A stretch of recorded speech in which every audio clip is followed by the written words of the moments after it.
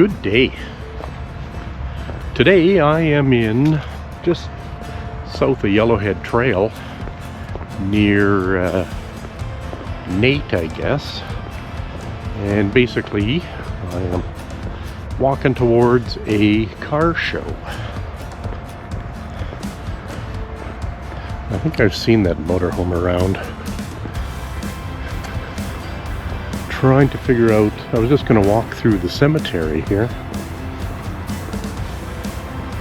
And this looks like it's the war memorial area of the cemetery. Not sure what the name of the cemetery is. But basically I'm making my way towards an end of year show and shine. It's over at Advanced Driveline. So I thought I would just get some steps in on my way there. Because it's show and shines, you don't walk very much. Or not very hard anyways. And I have some kind of weird affinity for cemeteries.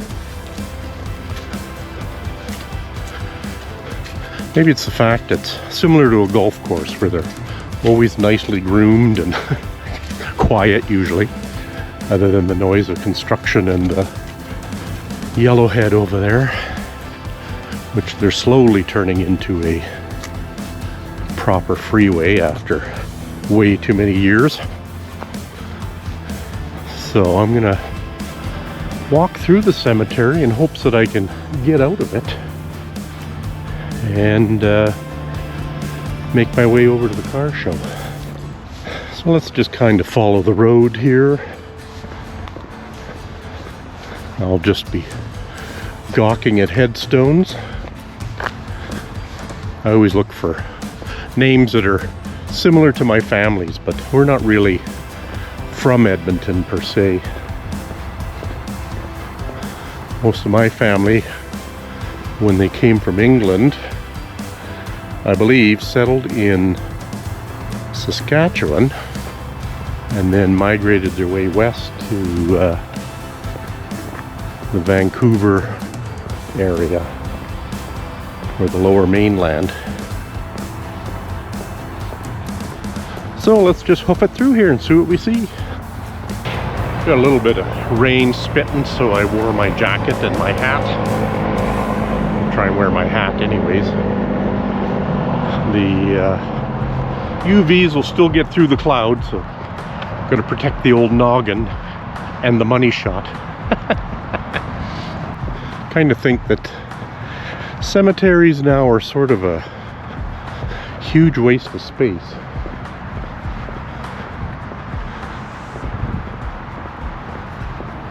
But you can't go digging up people. Well, I guess you can, but like I said, they're always nice and relatively quiet and well maintained. The I don't know what you can call them, the war graves, I guess. The fallen soldiers is huge. Extends from one end of the cemetery to the other. Sadly, it's probably a drop in the bucket to the number of people who sacrifice their lives.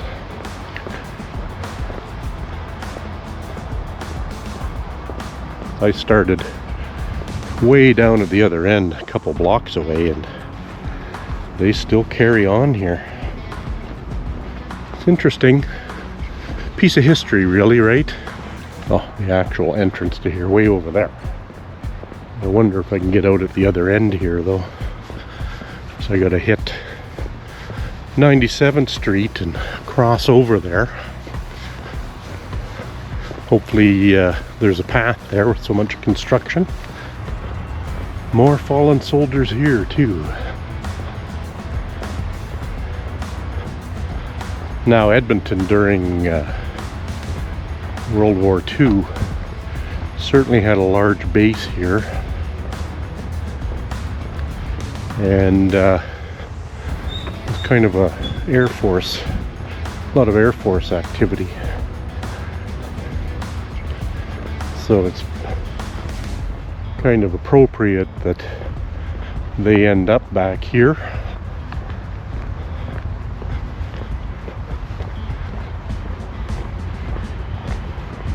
Just so many, you know, it's mind-boggling.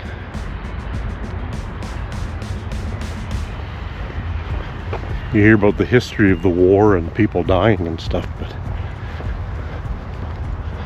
kind of puts it in perspective when you see all of these headstones. Okay, coming up to 97th Street, so I need to find a place where I can get out of here. Okay, found a gate. As with everything in this city, everything's under construction.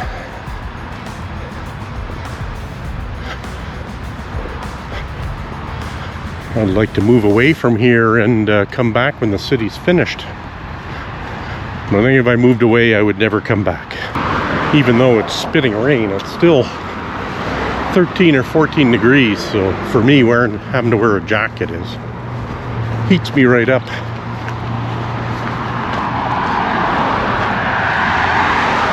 Just can't get anywhere in this friggin' city. So what do I gotta do?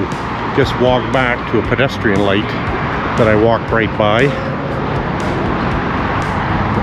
Gotta rip everything up at once around here and then never finish anything before winter. Mundane Man's getting ranty. Freaking city make you jump barricades to cross a road, or you gotta walk 2 miles. Very well planned, like usual. Okay, we made it. Hughes is selling gas at Costco prices. Somehow we're going to try and cross the Yellowhead now. This might not have been one of my greatest ideas, but you never can tell where construction's going to land. Okay, found the pedestrian detour. Yay!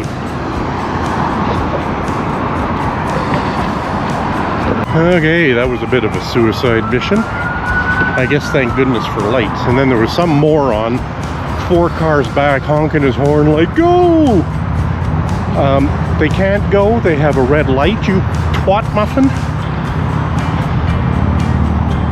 Driving capabilities in this city have deteriorated enormously. Okay, stop ranting, Tom. Just get to where you're going. Oh, I think I should have been smarter and parked a little closer. This is turning into more of a walk than I'd planned, but need the steps. My ankles are still a little sore or tired from yesterday's hill climbing excursion at Chickacoo. That was a solid 9 kilometers yesterday for sure. This little walk is going to seem like a baby walk.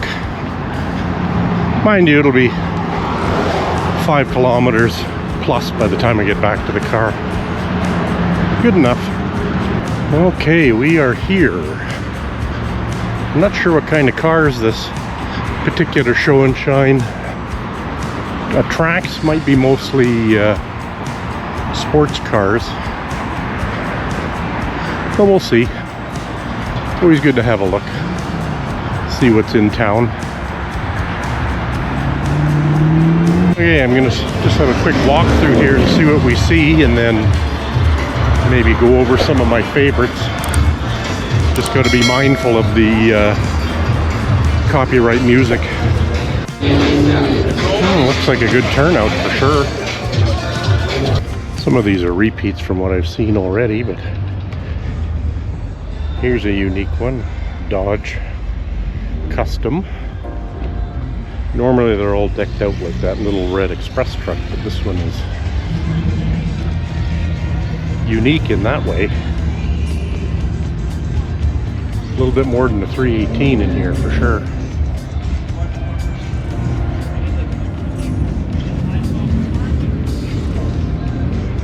Never really thought of myself as a Mopar person, but I seem to be attracted to them the most. Fairly stock looking.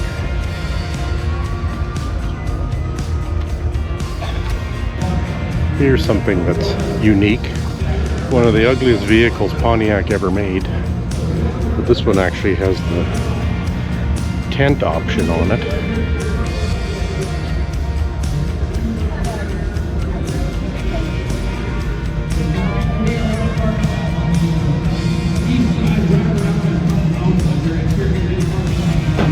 Yep, still ugly.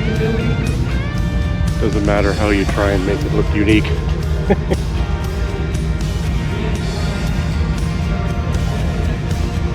All right. The show's loudest cars, I guess. 3.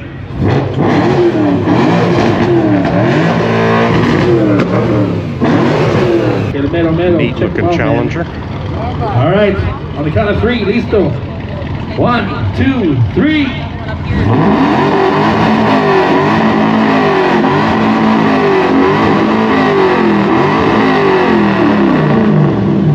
Count of 3, ready? 1, 2, 3.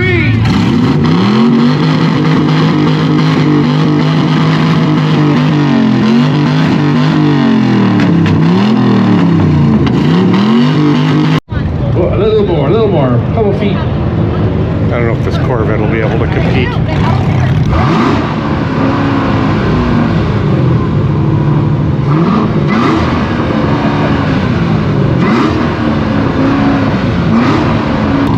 Oh, this one's gonna be loud. Alright, we got Evan in the souped up rod.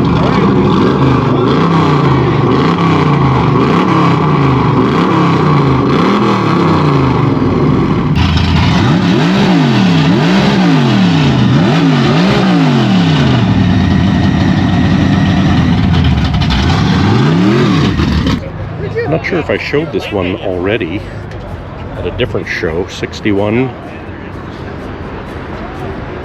Well, that was a Chrysler Imperial. Look at the Make wings some on noise this for all the thing. participants. Thank you very much. Don't forget, get your tickets for the Thought I would try and video this one before the copyright music kicked in again. Push button transmission, as was the era.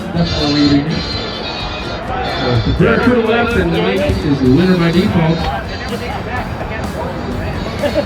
Make sure you get your hot dogs, your pop, your water, your coffee. All the proceeds from the sales go to the Cross Cancer Society, a cause very close to Mount East here from Alberta. 61 Chrysler Imperial. Interesting inlay on the roof there too. Make it a two-tone. Is he loud? No? Unique cars. Parker's. Here's a 79 Ford F250, so 3/4 ton. It's a little bit unusual in that it's a 4-wheel drive XLT package, so it's got extra options like carpet, and this one's got cruise. It's got the big towing mirrors on it.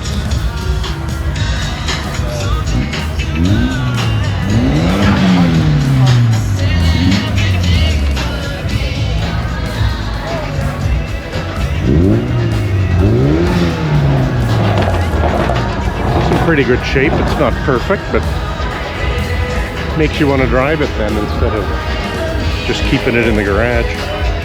It's got some nice suspension upgrades in there. This is something you don't see very often these days, a Chevy Vega. This is obviously not your mom's Chevy Vega. This one's obviously been modified significantly with a V8 in it. It's interesting that they kind of mimic the Camaro front end on these in the early 70s. Kind of a neat little car. These things were rust bucket oil burners when, you know, about 5 minutes after they were new.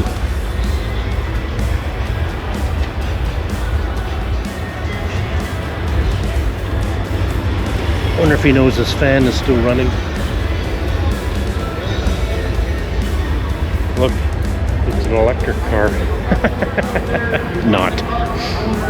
Well, that was just a little car show at Alberta Driveline. Their year-end closer. My ears are still ringing from the loudest vehicle contest. Holy lightning. Open exhaust on a big V8. Look out. I'm not sure how much video I've edited into this because they're playing proprietary music, so good old YouTube cuts that out pretty quick. Well, let's make our way back to the car. It's a couple kilometers away, and we'll call it a day. That's probably, I think I said this last week, but it's probably the last car show I'll be at this year. Weather's changing, so people won't want to be bringing their cars out, most likely. You look at cars like this that have been in that one looks like a rear-ender accident, but my wife always said, how fast were they going? Well, cars are designed to fall apart on impact to protect the occupants. So when a car looks severely damaged, it may not have been that big an impact, it's just the rest of the car is supposed to take the impact, not the people in it. Sure makes a mess of them though. Now back to this intersection to take my life in my own hands again. It's really not that bad as long as people turning right don't decide to run you over. Edmonton's a pretty small community when it comes to classic cars, and that show, from past experience, was really more dedicated to race cars, sports cars, that type of thing. And there were a couple classics there, but I still like to check out what's around. They may not be my cup of tea as far as the Japanese and European cars, but always interesting to see what people do to them. And you get unusual cars there, like that Vega and that Dodge truck with the flared fenders. Plus I get a few steps in.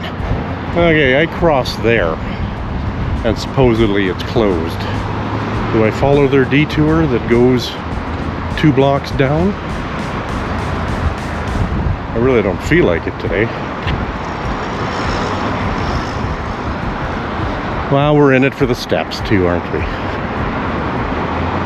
Forced exercise by the city of Edmonton. And I forgot to turn off Runkeeper while I was poking around the car show there and listening to the loudest cars rev up. And forgot to turn off Runkeeper, so my pace is going to suck. But whatever. As long as it's not affecting my awesome stats. Well, this was only a 2-block detour, but it seemed like quite the long 2 blocks. I'm just being a baby today. Well, we'll just pop into the residential area here where it's going to be a little bit quieter, I hope.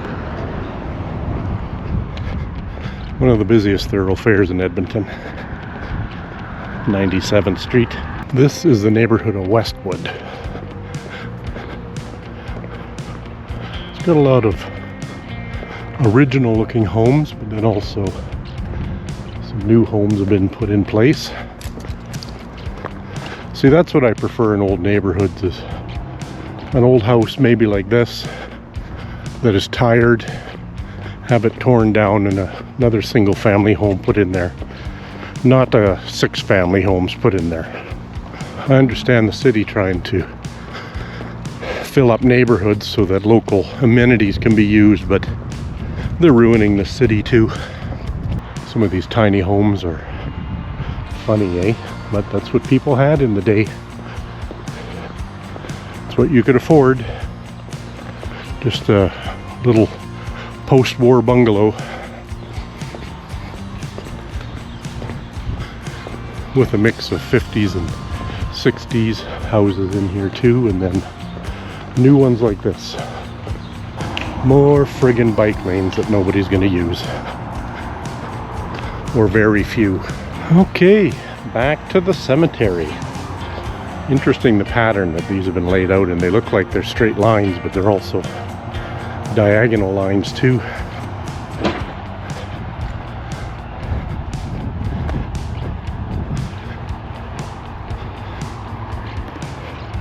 Interesting. So they took a plot and then added the spouse to it at the same time.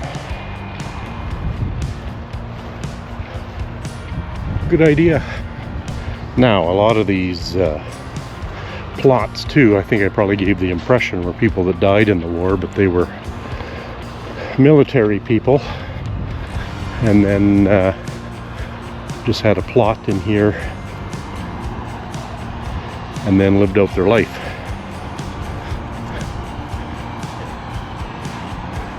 It's interesting how we've progressed health-wise, because a lot of these guys that died, and they are mostly guys, you know, they were like 65 to 70 years old, which in today's standards is really young. I'm 61. Of course, I've never had to really live through hardship like that or fight in a war, so count my blessings that way. This is the Beechmount Cemetery. I was curious what the name was. These are some really old plots. People born in the 1800s and buried in the 1950s.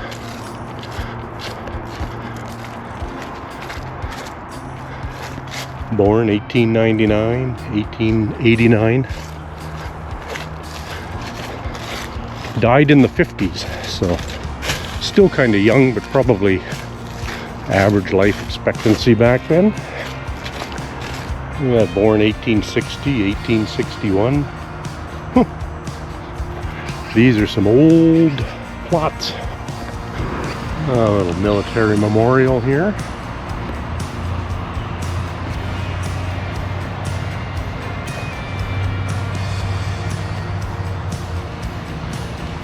Oops, I missed my gate to get out.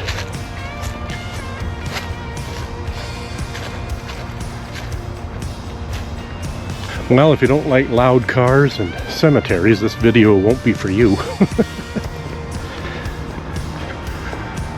But it got me out, and I thought it would be the quietest way to walk over to that car show. So I did. I guess not every video is going to be a winner.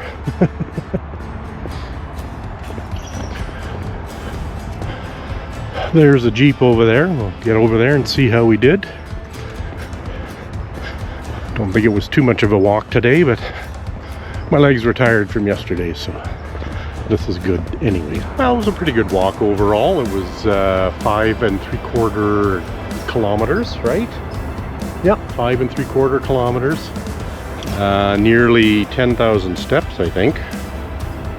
Well, 9,369 steps. So a good walk overall. Like I said, if you don't like loud cars or cemeteries, this video wasn't for you, but you know, gotta keep it interesting for me as well. So, until the next one.